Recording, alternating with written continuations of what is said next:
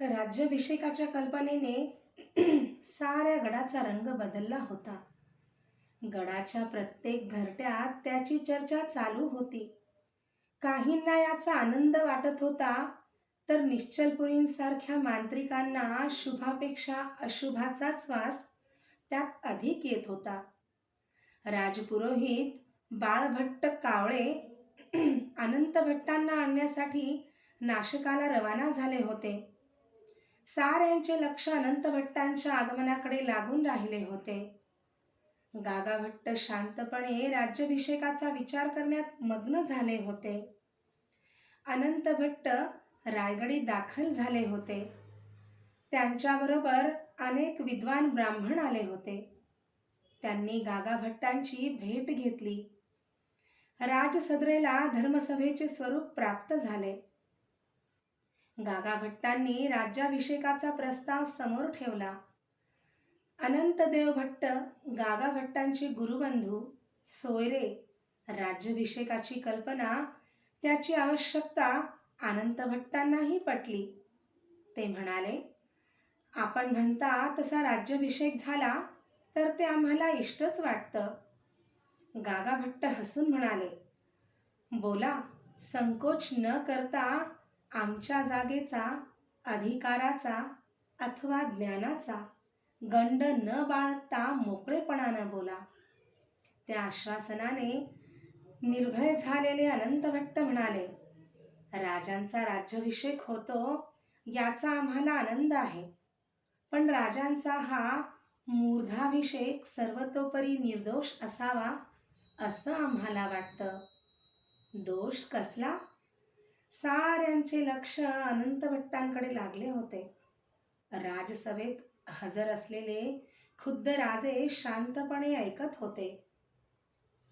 आपल्याला ज्ञातच आहे की कलियुगात फक्त ब्राह्मण व शूद्र हे दोनच वर्ण आणि क्षत्रियाखेरीज राज्याभिषेकाचा अधिकार अन्य कोणास नाही. गागाभट्टांच्या चेहऱ्यावर प्रसन्न हास्य विलसले. अनंतदेव, आपलं भट्ट घराणं नेहमीच धर्मशास्त्रात श्रुतीसंमत अशा युगानुकूल निर्णयाची स्थापना करीत आलं आहे. लग्न झालेला दत्तक चालतो हा निर्णय भट्ट घराण्याचा. तसाच बहिणीचा गोत्रज म्हणून वारसा हाही निर्णय आपल्याच घराण्याचा. तुमची शंका योग्य आहे, पण सर्व रजपूत क्षत्रिय, राष्ट्रकूट, यादव यांच्या राजवटी या कलियुगाच्या आणि क्षत्रिय म्हणून कलियुगात क्षत्रिय आहेत असं आमचं मत आहे आणि राजे शिसोदिया कुलोत्पन्न. मुळात क्षत्रिय असूनही मागाहून ब्राह्मण झालेल्या महान सुप्तदृष्ट्या विश्वामित्राच्या कौशिक गोत्राचे ते आहेत. पण संस्कार लोपाचं काय? संस्कार लोप झाला असला तरी तो देशकाल विप्लवामुळं आहे. त्यासाठी प्रायश्चित्त घेऊन संस्कारारंभ करता येतात. अनंत भट्ट त्या उत्तराने समाधान पावले. शिवाजी महाराजांचा व्रतबंध झाला नव्हता. हा मुख्य संस्कार झाला नसल्याने कुल क्षत्रिय असले तरी ते संस्काराभावाने शूद्र झाले होते. राज्याभिषेकापूर्वी मौजीबंधन केल्यास देश काल विप्लवाने जडलेला दोष नाहीसा होईल हा गागाभट्टांचा विचार अनंतदेवांना पटला. एकच शंका शिल्लक राहिली होती. ती अनंतदेवांनी बोलून दाखवली. राजांनी आजवर अनेक युद्ध केली. त्यामध्ये कदाचित राजांच्या हातून ब्रह्महत्याही घडली असेल आणि त्याला तर धर्मात शुद्धी नाही. असं कोण म्हणतं? गागाभट्ट निश्चयपूर्वक म्हणाले, मात्स्याच्या आधारानं आम्ही सांगतो. तूलदानाव्यतिरिक्त तुला पुरुषदानानं हा दोष नाहीसा होतो हे खुद्द आमचे आजोबा विख्यात नारायण भट्ट यांनी सशास्त्र सिद्ध केलं आहे. गागाभट्टांनी सर्वांच्या शंका दूर केल्या. राज्याभिषेक निर्दोष बनतो याची अनंत भट्टांना खात्री पटली. राज्याभिषेक निश्चित झाला. अवधी थोडा होता. तेवढ्यात अनेक गोष्टी व्हायच्या होत्या. शेकडो वर्षांच्या कालांतराने या भूमीत घडणाऱ्या राज्याभिषेकासाठी होम हवनादी धर्माविधींची परत मांडणी करायला हवी होती. त्यासाठी गागाभट्टांनी व अनंतदेवांनी अथर्ववेद, गोपथ ब्राह्मण, विष्णू धर्मोत्तर, वसिष्ठ संहिता इत्यादी ग्रंथांच्या आधारे राज्याभिषेक प्रयोगाची स्वतंत्र पोथी तयार करायला सुरुवात केली. राज्याभिषेकाची तयारी सुरू झाली. नद्यांची व सागरांची जले जमवण्यासाठी राजांनी आपले लोक चारी दिशांना पाठवले. सिंहासन घडवण्यास वेळ लागेल म्हणून ते काम आधी चालू केले. गागाभट्टांच्या व अनंत भट्टांच्या सल्ल्याने राज्यातील व दूरवरच्या ब्राह्मणांना निमंत्रणे देऊन निरनिराळ्या वेदांचे व शास्त्रांचे निष्णात पढिक ब्राह्मण मिळवण्याची खटपट सुरू झाली. राज्याभिषेकाची गडबड गडावर सुरू असता राजांचे मन मात्र पन्हाळ्याच्या आसपास रेंगाळत होते. बेहलोल खानाने परत उचल घेतली होती. उंबराणीचा तह विसरून तो राजांच्या मुलुखात शिरला होता. उसंत मिळताच पन्हाळ्याला जाण्याचे राजांनी ठरवले होते. सकाळच्या कोवळ्या किरणात राजे शिरकाईच्या सामोरील होळी चौकात उभे होते. राजारामांनी त्यांचे बोट धरले होते. राजांच्या जवळ निराजीपंत, अनाजी, मोरोपंत ही मंडळी उभी होती. राजे राज्यारोहणाच्या तयारीचे बेत त्यांच्या तोंडून ऐकत होते. मोरोपंत, राज्याभिषेकासाठी हा गड निवडला खरा, पण एवढा राबता होणार, गडाची जागा पुरेल? त्याची चिंता नसावी महाराज, मोरोपंत म्हणाले. यासारखा सुलक्षणी गड नाही, असं आचार्य गागाभट्ट म्हणतात. तख्तास हीच जागा योग्य आहे. या भूमीवर कधी रक्त सांडलं नाही. कैलासाप्रमाणे ही जागा सदैव पवित्र राहिली आहे. ते आम्हालाही मान्य आहे. पण या गडावर किती लोक मावणार, त्याचाही विचार झाला आहे. गडावर एवढे महाल, घरटी उठली आहेत. गडाचा विस्तार खूप आहे. राज्याचे सारे नामांकित डेरे, तंबू, शामियाने इथं उभे केले जातील. त्याखेरीज गडाखालची रायगडवाडी, पाचाडचा वाडा, पाचाडची छावणी हे सर्व मिळून लाखावर अधिक माणूस सामावलं जाईल. त्याची चिंता नसावी. तुम्ही असता आम्हाला चिंता कसली? त्याचवेळी गडावर आलेल्या जासुदाकडे सर्वांचे लक्ष वेधले. राजांना मुजरा करून जासुदाने थैली हातात दिली. थैली पन्हाळ्याहून प्रतापराव गुजरांनी पाठवली होती. राजे तातडीने सर्वांसह महालात आले. राजांनी थैली उघडली. पत्रावरून नजर फिरत असता राजांचे भाव बदलत होते. पत्र वाचून राजांनी ते पत्र अनाजींच्या हाती दिले. अनाजींनी पत्रावरून नजर फिरवली. प्रतापराव गुजरांनी बेहलोल बेळगाव मार्गे चालून येत असल्याची खबर पाठवली होती. अनाजींची नजरवर होताच राजांचे शब्द त्यांच्या कानावर पडले.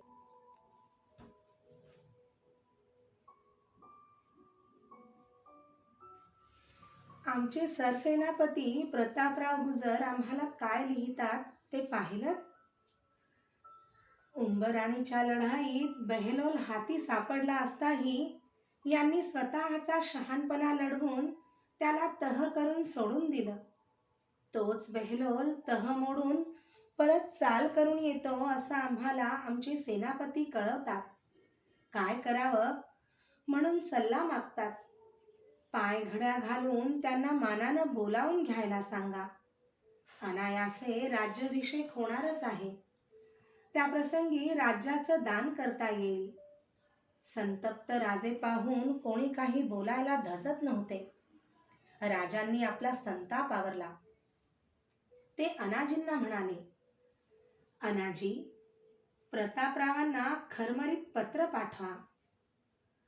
आम्ही राज्याभिषेकात गुंतलो असता शत्रूंनी उचल घेतली, आम्हाला परवडणार नाही, म्हणून त्यांना कळवा. बेहलोलला जिथल्या तिथं तातडीनं पायबंद घालून गडावर येण्याची आमची आज्ञा त्यांना कळवा. प्रतापरावांना पत्र पाठवले गेले. राजांनी वरून जरी संताप दाखवला तरी ते बेहलोल खानाबद्दल निश्चिंत होते. आनंदराव, हंसाजी मोहिते आपल्या दळानिशी त्याच भागात असल्याने राजांना काळजी वाटत नव्हती. राजांनी आपले लक्ष राज्यकारभाराकडे वळवले. काही दिवस उलटले आणि एके दिवशी रात्री राजांना उठवण्यात आले. राजे राजसदरेवर गेले. अनाजी, बाळाजी तेथे आले होते. अनाजी म्हणाले, प्रतापरावांचा निरोप घेऊन आले आहेत. नजर रोखीत राजे म्हणाले, बोला. महाराज, आपलं पत्र मिळताच आपल्या आज्ञेप्रमाणे प्रतापरावांनी पन्हाळ्याहून कूच केलं. खानाचा तळ गड हिंगलज मुलुखातील नेसरीच्या खिंडीत पडला होता. प्रतापरावांनी खानाच्या सैन्याला वेढा दिला आहे. मग प्रतापराव कशाची वाट पाहत आहेत? खानाचं सैन्य मोठं आहे. उंबराणीच्या वेढ्यात सापडलेला बेहलोल परत नेसरीच्या खिंडीत सापडल्यामुळं धास्तावला आहे. शत्रूला आमच्या अपुऱ्या सैन्याची कल्पना नाही. तेव्हा प्रतापरावांनी जादा कुमक तातडीनं मिळावी म्हणून अर्ज केला आहे. आणखीन थोडी कुमक मिळेल तर खानाचा पराभव. बस करा. राजे बाळाजींच्याकडे वळले. बाळाजी, आम्ही सांगतो तो शब्द न शब्द ध्यानी धरून प्रतापरावांना पत्र लिहा. राजे पत्राचा मजकूर सांगत होते. तुम्ही आपल्या बेकायद वर्तनाने आम्हास नाखुश केले आहे. तुम्ही ज्या खानास तह करून सोडले तो पुन्हा फौज घेऊन आमच्या मुलुखात उतरतो. अशा माणसांचा इतबार तुम्ही कोणत्या आधारे धरला होता? त्याचा त्याच वेळी नाश केला असता तर त्याच्यापासून आज आम्हास व तुम्हास तकलीफ ना होती. आम्ही इकडे केवढ्या फौजेनिशी शत्रूच्या मातब्बर फौजांना सामना देतो हे तुम्ही जाणता. असे असता तुम्ही फेरकुमक मागावी हे शोभले नाही. जीवास राखून मुलुखगिरी करणे वीरास योग्य नव्हे, म्हणून आम्ही तुम्हास दोष लाविला आहे. आता विजापूरकरांची फौज सफाई बुडविल्याखेरीज आमच्या समोर कदापि येऊ नका. राजांचे पत्र घेऊन रातोरात स्वार गडाखाली उतरला. राजांना मात्र झोप आली नाही. त्यांच्या मनात विचारांचे मोहोळ उठले होते. सकाळी पूजा आटोपताच ते सदरेवर आले. मोरोपंत अनाजींना बोलावून घेण्यात आले. अनाजी, चिपळूण छावणीला पत्र पाठवा. जी कुमक असेल ती प्रतापरावांच्या मदतीला पाठविण्याचं पत्र लिहा. जी, काल प्रतापरावांचा निरोप आल्यापासून आमचं मन बेचैन आहे. बेहलोल जरा पुढं सरकतो आहे असं दिसलं तर शिवरात्र आटोपून आम्ही स्वतः पन्हाळा भागात उतरू. शिवरात्रीचा दिवस उजाडला. थंडीचे दिवस असूनही आकाश आभ्राच्छादित झाले होते. राजे जिजाबाईंच्या सह जगदीश्वर मंदिराकडे गेले. अभिषेक झाला. राजे जिजाबाईंच्या सह मंदिराकडे येत असता जिजाबाई म्हणाल्या, आज काय झालं कोणास ठाऊक. पण देवावर अभिषेक टिकेना. सारखी माळ तुटायची. निश्चलपुरींना विचारून पहा. जी, राजे म्हणाले. राजे बेचैन बनले होते. त्यांनी निश्चलपुरींना निरोप पाठवला. निश्चलपुरी मंत्रतंत्रात घडले. शिवरात्रीनंतर दिवस उलटत होते. राजे प्रतापरावांची बातमी ऐकण्यास उत्सुक होते. वारंवार ते चौकशी करीत होते. आणि एके दिवशी प्रतापरावांचे दुय्यम सेनापती आनंदराव गडावर येत असल्याची बातमी राजांना मिळाली. राजे सदैवर आनंदरावांची वाट पाहत होते. राजांचे सारे मंत्री त्याच अधीरतेने तेथे गोळा झाले होते. आनंदराव आले. राजे उभे राहिले. अधीरतेने त्यांनी विचारले, बहलोलचा पराभव झाला? जी, नाही. नाही? बोला आनंदराव. अस्वस्थ झालेले राजे पाठीमागे हात घेऊन सदरेवर येरझाऱ्या घालीत होते. आनंदराव नतमस्तक उभे होते. राजे थांबले. त्यांनी पुन्हा आवाज दिला, सांगा आनंदराव. महाराज, आम्ही बहलोल खानावर चाल केली, पण यश आलं नाही. प्रतापरावांनी पराक्रमाची शर्थ केली आणि हे सांगायला त्यांनी तुम्हाला पाठवलं? कुठे आहेत आमचे सेनापती? हे सांगायला ते का आले नाहीत? आनंदरावांचं अवसान ढळलं. डोळ्यात साकळलेले अश्रू खळकन निखळले. कसे बसे ते बोलून गेले. सेनापती आणि त्यांचे 6 सरदार बहलोल युद्धात खर्ची पडले. अधीर भूमीवर पावसाऐवजी वीज कोसळावी तशी ती बातमी साऱ्यांच्या कानांवर आदळली. राजांचे उभे अंग जागच्या जागी भिजले. कापऱ्या आवाजात राजे बोलून गेले, काय झालं?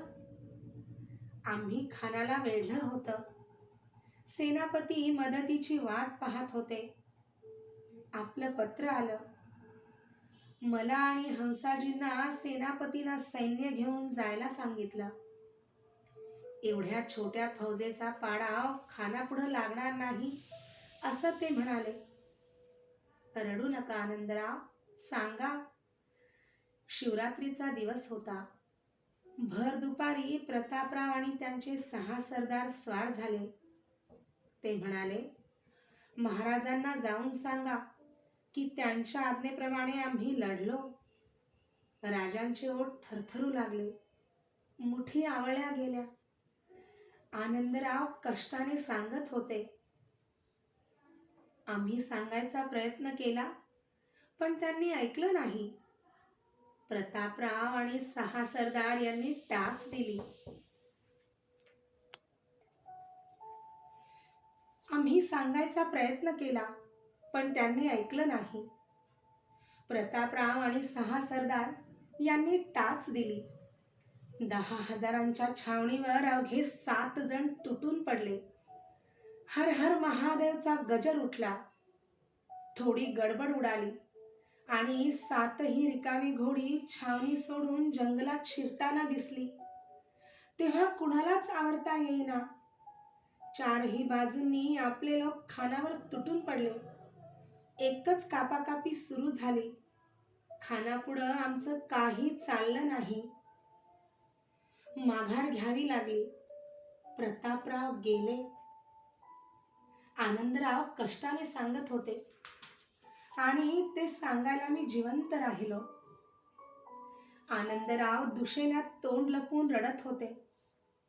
राजे कपाळी हात लावून मटकन खाली बसले. मिर्झा राजांच्यावर चालून जाणारे प्रतापराव त्यांना दिसत होते. सांडणाऱ्या अश्रूंचे भान विसरून राजे आपल्या महालाकडे जात होते. त्यांना काही सुचत नव्हते. राजे मंचकावर बसले होते. राहून राहून त्यांचे डोळे भरून येत होते. पश्चात्तापाने त्यांचे मन होरपळून निघाले होते. शिवबा, राजांची नजर वर उंचावली. महालात जिजाबाई उभ्या होत्या. त्यांना पाहताच राजांचे मन उचंबळले. मासाहेब, आमचे प्रतापराव गेले. त्यांच्या मृत्यूला आम्ही कारणीभूत झालो. सारं समजलं. प्रतापराव असं करतील हे तरी कोणाला माहीत नाही मासाहेब. साऱ्यांना अतर्क्य असलं तरी आम्हाला ते कळायला हवं होतं. प्रतापरावांचा उतावीळ स्वभाव आम्हाला माहीत आहे. एवढ्या निधड्या छातीची, जीवाला जीव देणारी माणसं फुकट शब्दांनी खर्ची पडली. त्याचं दुःख आम्हाला फार आहे. राजे अश्रू ढाळीत होते. जिजाबाई त्यांचे सांत्वन करीत होत्या. सकाळी राजे स्नान करून सदरेत आले तेव्हा त्यांचे नेत्र आरक्त बनले होते.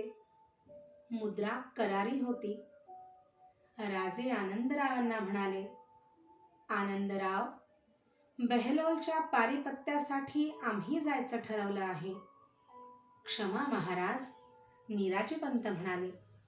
पण राज्याभिषेक नजीक आला असता. हा निराजीपंत, आमच्या शब्दाखातर प्रतापराव आपल्या जीवाची उधळण करून गेले. त्यांचा मारेकरी आमच्या मुलुखात उघड माथानं वावरत असता आम्ही राज्याभिषेक करून घेऊ असं वाटतं? त्या राज्याभिषेकाला काय अर्थ राहील? महाराज जातीने मोहीम हाती घेणार हे ऐकताच साऱ्यांच्या मुद्रा चिंताक्रांत झाल्या. जनार्दन पंतांनी एकवार आनंदरावांच्याकडे पाहिले. आनंदराव पुढे झाले. त्यांनी राजांचे पाय शिवले. त्यांना उठवीत राजे म्हणाले, आनंदराव, हे काय? महाराज, ही संधी मला द्या. मी आणि हंसाजी मोहिते. प्रतापरावांनी आम्हाला खूप जपलं. खानाचा बिमोड करण्याची संधी आम्हाला द्या. कामगिरी फत्ते करून आलो नाही तर तोंड दाखवणार नाही. राजांनी भावनावेगाने आनंदरावांना जवळ घेतले. गहिवरून राजे म्हणाले, आनंदराव, आता तो शब्द काढू नका. हवी तेवढी कुमक घ्या. खानाला गाठा, धुळधाण उडवा, पण सुखरूपपणे परत या. आम्ही तुमची वाट पाहतो. राजांनी आनंदरावांना निरोपाचे विडे दिले. आनंदराव हर्षभरीत होऊन नव्या कामगिरीला बाहेर पडले. राजे अनाजींना म्हणाले, अनाजी, नौबतीचा मानकरी गेला. आमचे सरनौबत हरवले. गडाची नौबत बंद ठेवा. प्रतापरावांचं सूतक आम्हालाही आहे. थकल्या पावलांनी राजे महालाकडे जात होते. गडाचे 18 कारखाने राज्याभिषेकाच्या तयारीला लागले. आपल्याकडून काही उणीव राहू नये ही धडपड प्रत्येकात दिसत होती. सुवर्ण सिंहासनाचे काम पुरे होत आले होते.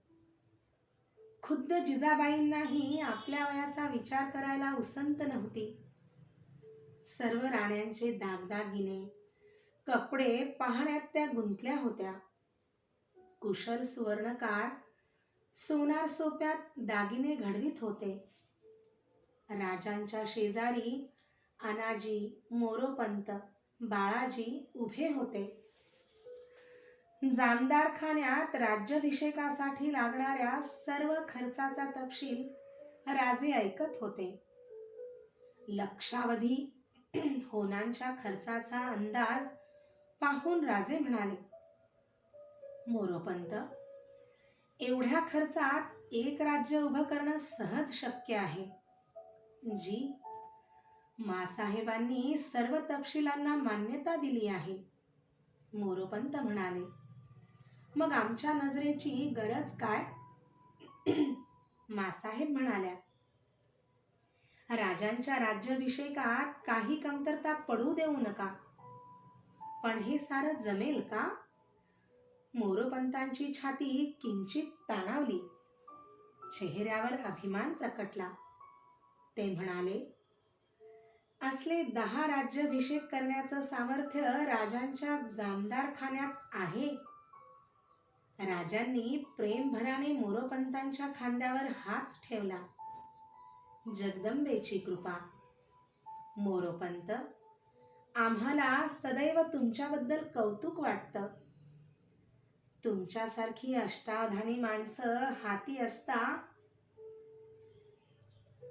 आम्ही कसली काळजी करणार.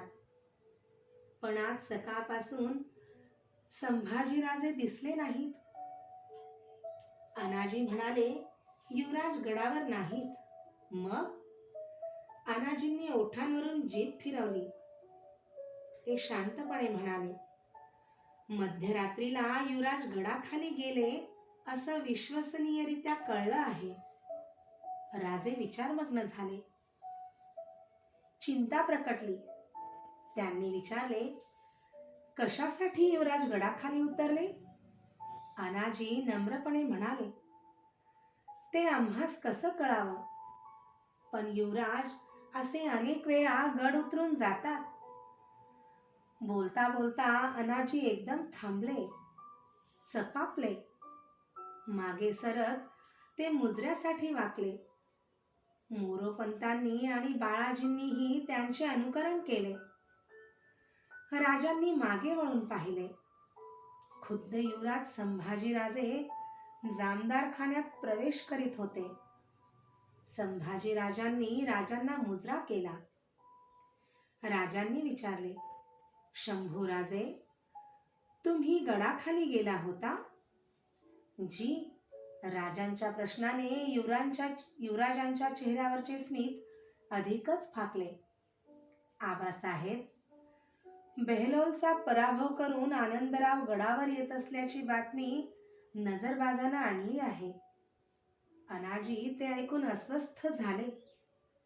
न राहून ते बोलून गेले, नजरबाजानं बातमी आणली असती तर ती आम्हाला कळली असती. संभाजीराजांचे हास्य क्षणात विरले.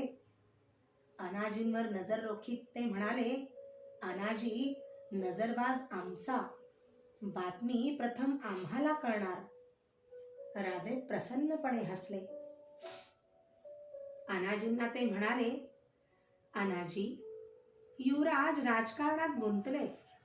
आता हे होणं उचित आहे.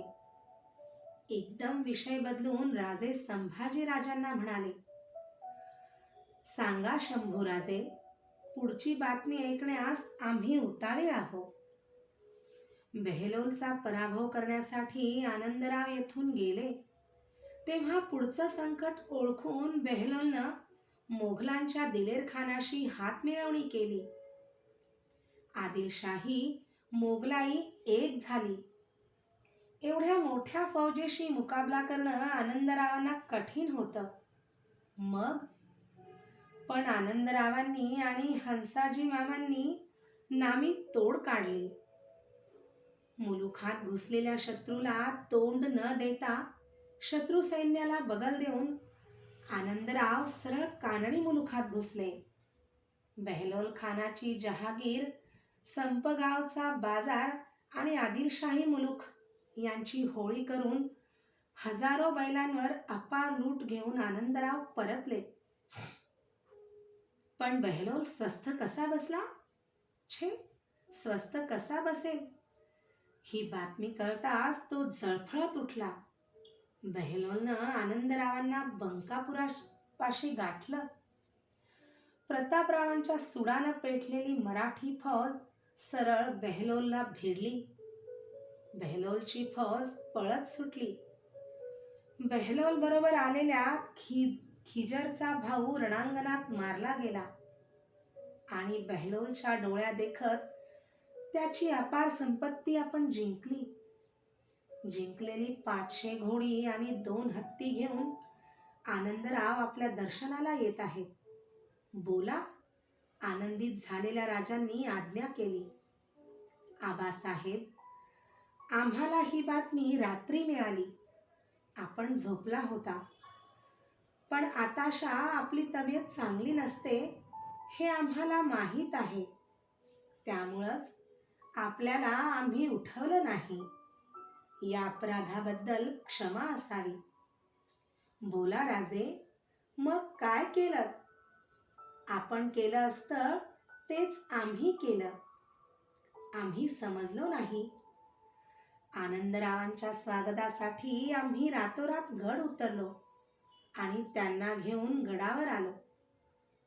शाब्बास, युवराजाला उचित असेच वागलात. अनाजी, चला विजयी वीरांचं आपण स्वागत करूया. राजे राजसदरेत आले. राजांची मुद्रा प्रसन्न बनली होती. डोळ्यात कौतुक साठले होते. मुजऱ्यासाठी वाकलेल्या आनंदरावांना राजांनी हर्षभराने मिठी मारली. आनंदराव, तुमच्या विजयानं आम्ही समाधान पावलो. मनातल्या प्रतापरावांच्या दुःखाला विरंगुळा मिळाला. राजांनी स्वतःच्या हातांनी आनंदरावांच्या पगडीवर शिरपेच चढवला. बहेलोलचा पराभव करून परतलेले विजयवीर रायगडाच्या राज्याभिषेकाच्या तयारीत सामील झाले. या आनंदात भर घालणारी आणखी एक बातमी रायगडावर येऊन थडकली. राजांच्या आरमाराने नवा विजय संपादन केला. जंजिऱ्याच्या सिद्धीला सातवळीच्या खाडीत गाठून राजांच्या दौलतखानाने लढाई केली. खुद्द सिद्धी संबूळ जखमी होऊन पळून गेला. या आरमारी युद्धात सिद्धीचे 100च्या वर लोक ठार झाले. या 2 विजय वार्तांनी राजांचे मन सुखावले. गडावर रंगरंगोटी सुरू झाली. राजसदर चितारण्यासाठी कोकणातील निष्णात रंगारी गडावर गोळा झाले.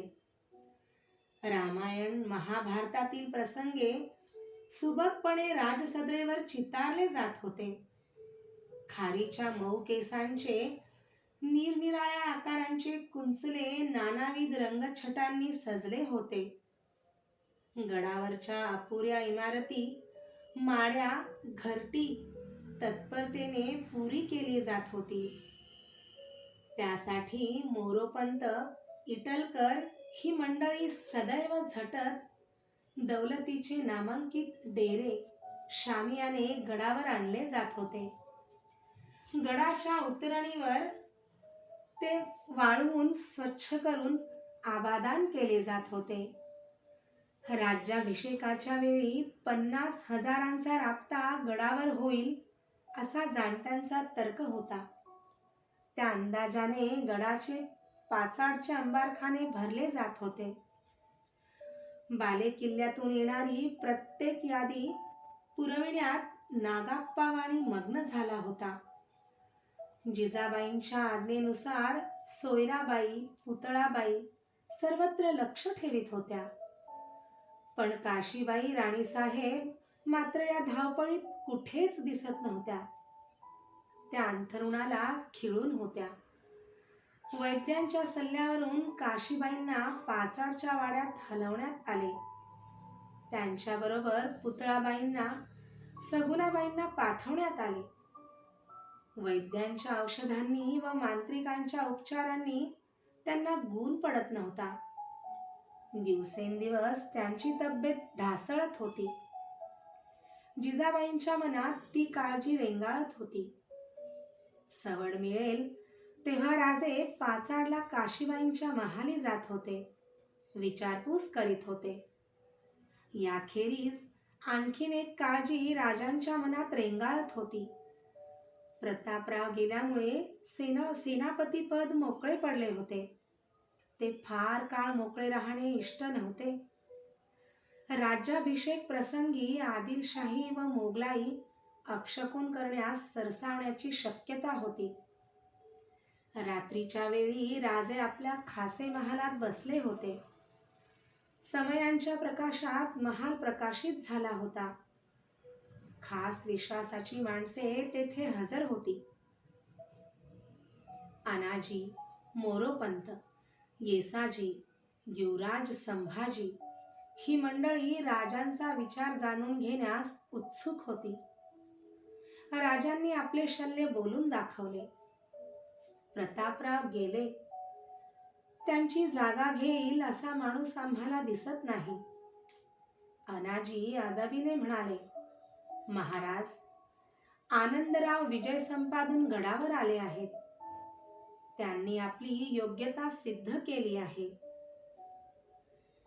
राजांच्या चेहऱ्यावर मंद मंद स्मित झळकले. अनाजी, विजयावरच सेनापतीपद द्यायचं असेल तर विजय संपादन करणारे असे अनेक वीर आमच्या जवळ आहेत. पन्हाळा काबीज करणारे तुम्ही कोंडाजी आहात. साल्हेर मुल्हेरचा दीपविणारा विजय मिळवणारे मोरोपंत आहेत. हंसाजी येसाजी आहेत. पंत, आता जोखीम वाढती आहे. नुसते धाडस, यश यांचा विचार करून भागणार नाही.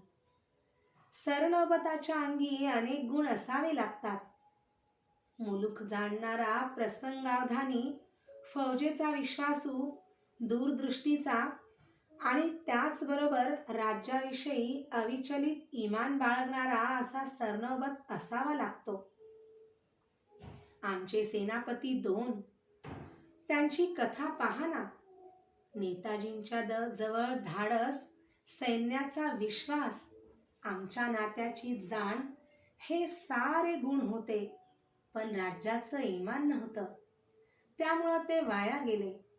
आणि प्रतापरावांना अजोड धाडस, अविचलित इमान हे असूनही प्रसंगाच्या अवधानापायी ते खर्ची पडले. आमच्या जीवाला ओढ लावून गेले. आबासाहेब, आम्ही बोलू? संभाजी राजांनी विचारले. बोला. आम्हाला हंसाजी मामा दिसतात. ते शांत आहेत. त्यांच्याजवळ अनुभव आहे आणि राज्याशी ते इमानीही आहेत. संभाजी राजांच्यावर नजर स्थिरावीत राजांनी विचारले. शेवटचा अंदाज कसा केला? स्थिर आवाजात युवराज म्हणाले, त्यात अवघड काय? त्यांनी एवढ्या मोहिमा केल्या, पराक्रम गाजवले. खुद्द रक्ताचं नातं असूनही कधी सरनौबतीची हाव धरली नाही. बहलोलचा पराभव करण्यात त्यांचीही आनंदरावांना साथ होतीच, पण ते आनंदरावांच्या सह गडावर आले नाहीत. आनंदरावांना गडावर पाठवून ते चिपळूणच्या छावणीवर तातडीनं गेले. राजांचा चेहरा गंभीर बनला, पण क्षणात उठत ते म्हणाले, ठीक आहे, पाहू. अनाजी, आज तुम्ही पाचाडला जाऊन तिथल्या अंबारखान्याची व्यवस्था पहा. तसंच गडाखाली पेठ भरली आहे असं नागाप्पा सांगत होता. माल गडावर चढायला दिरंगाई का होते हे पाहून तुम्ही गडावर या. बाळाजी, हंसाजी मोहिते यांना आम्ही शक्यतो लवकर चिपळूणला येत असल्याचं कळवा. पण राज्याभिषेक? मोरोपंत बोलले. राजे हसत म्हणाले, काळजी करू नका. त्याला हजर राहावंच लागेल आम्हाला. पण त्यापेक्षा या चिपळूण छावणीनं आमच्या मनात अधिक गुंता वाढवला आहे. रात्र झाली. आम्ही विश्रांती घेतो. सारे राजांना मुजरे करून निघून गेले. संभाजी राजे पाय शिवण्यासाठी नजीक येताच राजांनी सांगितले, शंभूराजे, आनंदरावांना सकाळी भेटायला सांगा. याची वार्ता कुणाला कळता कामा नये. ते आले की तुम्हीच आम्हाला वर्दी द्या. संभाजीराजे महालाबाहेर गेले. राजांची नजर पलंगाकडे गेली, पण डोळ्यांवर झोप नव्हती. तसेच बैठकीवर बसून राहिले. सकाळी देवदर्शन आटोपून राजे जिजाबाईंच्या महालात आले, पण महाली जिजाबाई नव्हत्या. त्या 7 महालाकडे गेल्याचे राजांना कळले. राजे 7 महालाकडे वळले. तोच मोरोपंत तेथे आले. त्यांनी वर्दी दिली. फिरंगोजी दर्शनासाठी आले आहेत. राजे सदरेकडे वळले. सदर महालात फिरंगोजी उभे होते. त्यांनी मुजरा केला. मुजऱ्याचा स्वीकार करून राजे म्हणाले, फिरंगोजी, परक्यासारखे राजसदरेवरच थांबलात? तसं नाही महाराज. आपण जगदीश्वराकडे गेला होता तेव्हाच मासाहेबांचं दर्शन घेतलं. टाकोटाक गडावर परतायचं होतं म्हणून. एवढ्या तातडीनं बरे आलात? राज्याभिषेकाची बातमी कळली. जीवाला चैन पडेना. एकदा पाहावसं वाटलं म्हणून तजवीज करून टाकोटाक गडावर. राजे पुढे झाले. फिरंगोजींना आपल्या हातांनी बैठकीवर बसवीत राजे म्हणाले, फिरंगोजी, आम्ही जाणतो हे घडतं ते आपल्यासारख्यांच्या आशीर्वादानं. राजे फिरंगोजींना गडाची हालहवाल विचारत होते. सर्व जाणून घेत होते. बोलणे संपले तरी फिरंगोजी उठेनात. राजांच्या ध्यानी ते आले. फिरंगोजी, काही सांगायचं आहे का? फिरंगोजीच्या सुरकुत्यांचे जाळे थरथरले. आपले पागोटे सावरीत फिरंगोजी भरल्या कंठाने म्हणाले, राजे, या पायांच्या सेवेत काळ्याचे पांढरे झाले. गडावर एवढा थाट होणार, आपण छत्रपती होणार आणि ते बघायला मी मातूर इथं असणार नाही का? मलाच विचारता? साऱ्या गडासनी हुकूम सोडला सा. डोळ्यात तेल घालून गड राखायला हवा. जागा सोडून जाऊ नये. गाफील राहिल्यास मुलाहिजा राखला जाणार नाही. राजे हसत होते. हसता काय राजे? थोरांची थट्टा होते तर जीव जातो गरीबाचा. आजवर मी काय बी मागितलं नाही. एवढं एकच मागणं हाय. फिरंगोजी, आज्ञा साऱ्या गडांना गेल्या, त्यातच भूपाळगडालाही. पण आम्ही तुम्हाला विसरलो नव्हतो. तुमच्याशिवाय आमचा राज्याभिषेक होणार कसा? भूपाळगडाची तात्पुरती व्यवस्था लावून आम्ही तुम्हाला राज्याभिषेकाच्या आधी बोलावून घेऊ. तुमच्या खेरीज आमचा राज्याभिषेक होणार नाही. फिरंगोजी एकदम उठले. राजांनी नजर वर केली. संभाजीराजे सदरेवर येत होते. फिरंगोजींनी मुजरा केला. संभाजीराजे फिरंगोजींकडे धावले. वाकून त्यांच्या पाया पडले. भारावलेले फिरंगोजी राजांना उठवीत म्हणाले, शंभूबाळ, हे काय? राजे दोघांकडे आनंदाने पाहत होते. फिरंगोजी, युवराजांनी केलं तेच बरोबर. नाहीतर तुमच्या तोंडून शंभूबाळ हे शब्द उमटले नसते. त्यांना अंगाखांद्यावर खेळवलं. त्यांनी पाया पडणं हे उचित. आबासाहेब, जरा बाहेर येता? संभाजीराजांनी विचारले. राजे दारापर्यंत गेले. दोघांची कुजबूज झाली. राजे माघारी आले. त्यांनी मागून आलेल्या संभाजीराजांना सांगितले, फिरंगोजी, सारा गड दाखवा. नव्या इमारती दाखवा.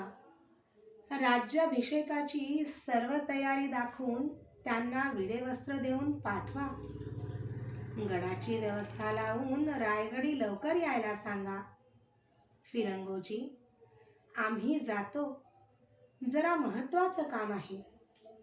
फिरंगोजींनी मुजरा केला आणि राजे सदरे बाहेर गेले. राजे संभाजीराजांच्या महालानजीक आले. महालाबाहेर दरुबंकी उभे होते. महालात कुणाला न सोडण्याची आज्ञा करून राजे महालात गेले. महालात आनंदराव उभे होते. राजे बैठकीवर बसले. राजांच्या गंभीर मुद्रेकडे पाहून आनंदरावांना काही अंदाज येत नव्हता. राजांनी खाशा महालात एकांतात का भेट घ्यावी हे त्यांना कळत नव्हतं. आनंदराव, आम्ही तुम्हाला मुद्दाम बोलावलं. जी, बहलोलचा पराभव करून तुम्ही गडावर आलात, पण हंसाजी मोहिते का आले नाहीत? चिपळूणच्या छावणीची गडबड ऐकून ते तातडीनं चिपळूणला गेले. कसली गडबड? आम्हाला सारं ऐकायचं आहे, मोकळेपणानं सांगा. आनंदरावांचा घसा कोरडा पडला. महाराज, प्रतापराव आणि 6 सरदार नेसरीच्या युद्धात कामी आले.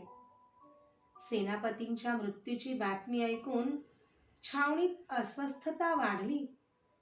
चिपळूण छावणीच्या सरदारात थोडी चलबिचल झाल्याची वार्ता हंसाजीरावांना कळली. तेव्हा ते म्हणाले की तुम्ही असेच गडावर जा, मी चिपळूणला जातो. गडावर जाताच राजांना छावणीकडे पाठवून द्या. मग आम्हाला का निरोप सांगितला नाही? राजांनी अस्वस्थ होऊन विचारले. आपण इथं गडबडीत होता आणि हंसाजीराव छावणीवर गेले म्हणजे काळजीचं कारण नाही असं वाटलं? छान. आनंदराव, इतकी सोपी गोष्ट वाटली? त्याच वेळी महालात सेवक आला. राजांची नजर त्याच्याकडे वळली. राणी सरकार महालात वाट पाहत आहेत. राजे तुटकपणे म्हणाले, इथलं काम संपताच आम्ही येत आहोत म्हणून सांगा, जा. सेवक गेला. राजांची नजर आनंदरावांकडे वळली. आनंदराव, फौज म्हणजे 18 जातींची, हजारो मानांची बांधलेली मोठ. बांधणीचा एक दुवा जरी कच्चा झाला तरी त्या गवताच्या काड्या वाऱ्यावर सुटायला कितीसा वेळ लागणार? बांध फुटला तर 1000 वाटांनी धावणारं पाणी कशाने आवरणार? सेवकाने परत प्रवेश केलेला पाहताच राजे संतप्त झाले. बिचारा सेवक गर्भगळीत झाला होता. काय? तातडीनं बोलावलंय? आमचा निरोप सांगितला नाही? जी. खाली मान घालून सेवक उठला. त्रस्त होऊन राजे उठले. सेवकाच्या मागोमाग राजे चालत होते. राजमहालात जाताच त्यांची नजर उभ्या असलेल्या पुतळाबाईंच्याकडे गेली. सोयराबाई असतील या कल्पनेने गेलेले राजे पुतळाबाईंना पाहताच चकित झाले, पण मनात दबलेला संताप व्यक्त झाला. राणीसाहेब, दागदागिने, शालू, जरी वस्त्र यापेक्षा आम्हाला अधिक महत्वाची कामं असतात. हो, पण ती ध्यानी यायला हवीत ना. पुतळाबाईंचा संताप उफाळला. असे बोलणे पुतळाबाईंच्या तोंडून राजांनी कधी ऐकले नव्हते. पुतळाबाईंचा सारा चेहरा फुलला होता. डोळ्यात पाणी तरळत होते. राजांनी विचारले, काय झालं? आयुष्यभर तिनं काही मागितलं नाही. जाताना दर्शन घडावं असं मनात आणलं तर काय गुन्हा? कोणाबद्दल बोलता? काशी? आठवण झाली हे तिचं नशीब. आम्हाला कोणीच सांगितलं नाही. केव्हा सांगणार? वेळ हवा ना. घटकाभर इथं थांबले, पण आपण कामात गुंतलेले. नाईलाजानं निरोप पाठवला. राजांना काही सुचेनासे झाले. एकदम ते म्हणाले, तुम्ही आपल्या मेण्यातून मासाहेबांना घेऊन या, आम्ही पुढं चालतो. राजे महालाबाहेर येत असताना मोरोपंत सामोरे आले. राजांनी त्यांना सांगितले. मोरोपंत धावले. राजे नगारखान्याजवळ आले. तेव्हा नगारखान्याबाहेर सेवक उभे होते. मोरोपंतांनी विचारले, पालखी? वेळ होईल, आपण पुढं होऊ, मागून सारं येईल. राजे गड उतरत होते. महादरवाजाचे मुजरे झडले, पण राजांचे तिकडे लक्ष नव्हते. राजे आपल्याच तंद्रीत चालत होते. नाणे दरवाजानजीक राजांनी थोडी उसंत घेतली. राजे अस्वस्थपणे घोड्याची वाट पाहत होते. मेणे पुढे गेले. उलटणारा क्षण मोलाचा वाटत होता. आपल्या थकव्याचा विचार न करता राजे म्हणाले, चला. राजे चालू लागले. राजे खिंडीचा चढ चढत असताना अश्वपथकाने राजांना गाठले. अश्वारूढ राजांनी घोड्याला टाच दिली. अश्वपथक दौडू लागले. फेसाळलेली घोडी जेव्हा पाचाडच्या दरवाजापाशी थांबली तेव्हा मेणे वाड्यात प्रवेश करते झाले. राजे पायउतार होऊन गडबडीने वाड्यात शिरले. जिजाबाईंना आणि पुतळाबाईंना मागे टाकून राजे राणीवशाच्या महालाकडे जात होते. राजे महालाच्या सोप्यात आले. महालाबाहेर गोळा झालेल्या दासी अदबीने मागे सरल्या. राजांनी काशीबाईंच्या महालाच्या उंबरठ्यावर पाऊल ठेवले मात्र आणि ते तेथेच खिळले. महालातून उठलेला आकांत त्यांचे सारे अंग बधीर करीत होता. मागून येणाऱ्या पुतळाबाई राजांना बाजूला सारून आत धावल्या. त्या धक्क्याने राजे भानावर आले. ते तसेच माघारी वळले. थकली पावले वाट चालत होती. सदैव ताठ असलेली मान खाली झुकली होती. कानांवर आक्रोश पडत होता. त्या आवाजाने हातातली कामे तशीच टाकून धावणारी माणसे राजांना पाहताच थपकत होती. पण राजांना कशाचेच भान नव्हते. महाल गाठणे एवढंच त्यांच्या ध्यानी होते. राजे महालात आले. सारा महाल मोकळा होता. राजांनी आपला घाम टिपला. सुन्नपणे ते त्या मोकळ्या महालात उभे होते. डोळ्यांसमोर तरळत होती काशी. काशी हळदीच्या पावलांनी घरात आली आणि वाड्याच्या चार भिंतीतच हरवली. या मोगलाई रिवाजापायी मासाहेबांनी अनेक जीवांची अकारण गुंतवण केली. सई गेली तेव्हा अश्रूंनी भरलेली नजर घेऊन काशी काही न बोलता सामोरी उभी होती. प्रतापगडे जाताना दाराशी कोरड्या नजरेनं ती पाहत होती. एकदा पहाटे जाग आली तेव्हा काशी पायांवर हात ठेवून तशी झोपी गेलेली होती. काशी काही बोलली का? मनात जखडून ठेवावा असा एकही शब्द कसा आठवत नाही. काशी जीवनात आली केव्हा आणि गेली केव्हा हे कधीच कसं जाणवलं नाही. सारं आयुष्य उंबरठ्यातून निरखण्यात गेलं आणि जेव्हा आम्ही उंबरठ्यावर पाऊल ठेवलं नेमकं त्याच वेळी ते माणूस तसंच निघून गेलं. काही न सांगता, काही न मागता. राजांना अश्रू आवरणे कठीण गेले. त्यांच्या अश्रूंना खळ राहिला नाही. उत्साहाने भारावलेल्या गडावर दुःखाची छाया पसरली. पाचाडच्या माळावर चंदनाची चिता रचली होती. सारा उतार माणसांनी व्यापला होता. सायंकाळचे गार वारे वाहत होते. चितेला अग्नी दिला. कापूर खोबऱ्याने पेट घेतला. चंदनाचा सुगंध दरवळला. ज्वाळा उफाळू लागल्या. राजे ती पेट घेणारी चिता निश्चल नजरेने पाहत होते. एका सोबतीची अंधुक आठवण नाहीशीच होत होती. चितेने पुरा पेट घेतला. ज्वालेखेरीज काही दिसेनासे झाले. फिरंगोजी पुढे झाले. राजांच्या जवळ येऊन ते म्हणाले, झळ लागते, जरा मागं सरावं. क्षणभर राजांची भरली नजर फिरंगोजींवर खेळली. उभ्या जागी कंठ दाटला.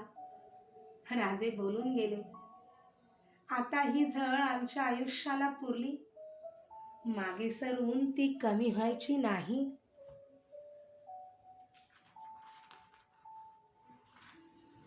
राजे रायगडच्या आपल्या महालात बसले होते.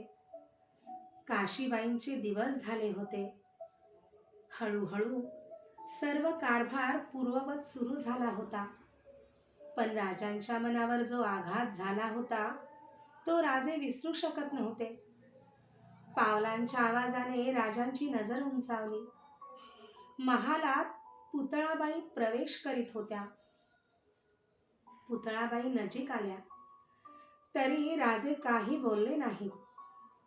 पुतळाबाई गोऱ्या मोऱ्या झाल्या. नकळत त्यांच्या मुखातून हुंदका उमटला. राजे चपापले.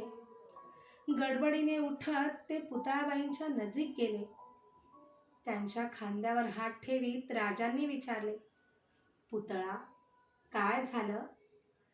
नाक ओढीत पुतळाबाई म्हणाल्या, मी चुकले, पण त्याबद्दल क्षमा होणार नाही का?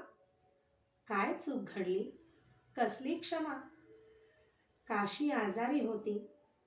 आपल्याला बोलावायला आले, पण कामात होता. इकडे माझा जीव तिच्यासाठी तडफडत होता. आपण संतापलात. मलाही भान राहिलं नाही. त्या भरात उलट बोलले. राजांच्या ध्यानी सर्व प्रकार आला. पुतळाबाईंना जवळ घेत राजे म्हणाले, पुतळा, आमच्या मनात काही नव्हतं, मग असं का वागता?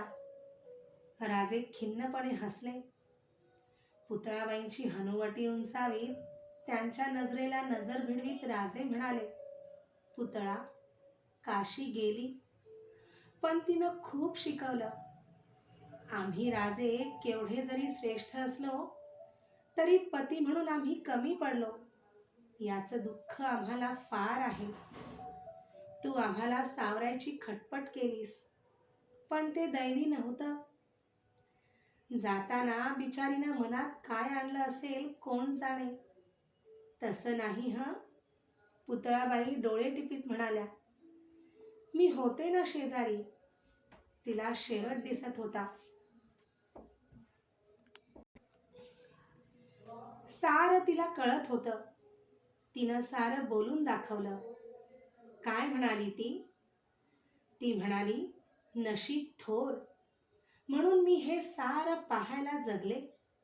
राज्याभिषेक पाहता आला असता तर फार बरं झालं असतं. नवरा आणि मूल मोठं झालेलं पाहिलं की सारं मिळवलं. दोन्ही पाहायला मिळालं मला. मी हसले. तशी माझा हात दाबीत काशी म्हणाली, खोटं वाटतं? स्वारींचं मोठेपण मी कशाला सांगायला हवं? आणि स्वारींनी निर्माण केलेलं राज्य हे माझं मूलच नाही का? दोन्ही केवढी मोठी झाली. एकच वाटतं बघ. काय? मी विचारलं. पुतळाबाईंच्या नेत्रात अश्रू गोळा झाले. शब्द फुटेनासा झाला. राजे म्हणाले, सांग पुतळा, काय म्हणाली ती? पुतळाबाईंनी औंढा गिळला. श्वास घेऊन त्या म्हणाल्या, ती म्हणाली, जाताना एकदा दर्शन घडावंसं वाटतं. मी म्हणाले, आत्ता घेऊन येते.